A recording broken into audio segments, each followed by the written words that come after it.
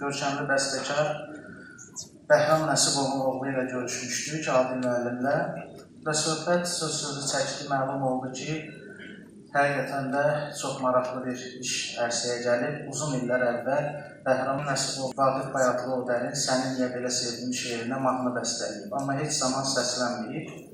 Əvvəl düzü inanmadım ki, uzun illər ərzində nəyə görə oxunmayıb, sonra notları göndərəndən sonra bir daha mənə əyan oldu.